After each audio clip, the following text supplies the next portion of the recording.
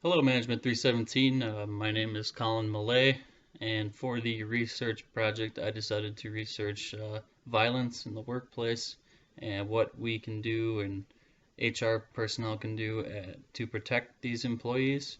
I decided to define the different types of violence. First off, there's the verbal and physical, and then there's also other ones involving like just outbursts, and which is kind of verbal as well. But then I also looked into the most frequent type of violent work acts, and what jobs lend themselves to the most violent outbursts, which turns out is actually the military, which should be no surprise just because of the life that they have to lead, and they're always listening and following directions and don't really have a say in what they do. And then I decided to look at some trends in violent workplace behavior and what seems to work and what doesn't seem to work to avoid it or mitigate it. Um, and then I wanted to look at some policies that HR representatives and companies have enacted and what that did, and did it help out, did it not, which ones worked the best.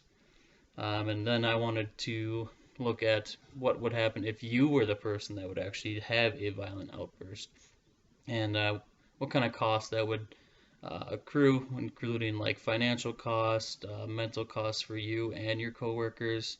And then I just wanted to recommend some behaviors on what you can do to avoid all this and help out your fellow employees.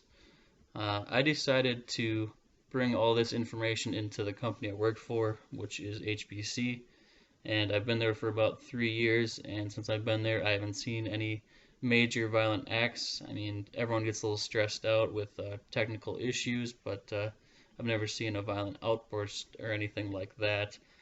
We have had some interesting scenarios where customers weren't always the most friendly with us, but that's just part of the day-to-day in a tech support position.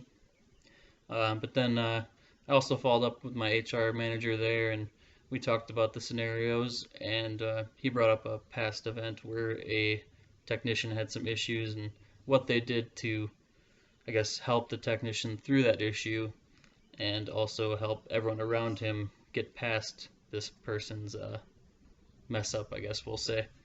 So that's what I did, and then I decided to conclude with the whole thing just by doing some recommendations of what you can do as an employee to calm yourself down, relieve stress, and I guess just not lend yourself to the chance of a violent outburst.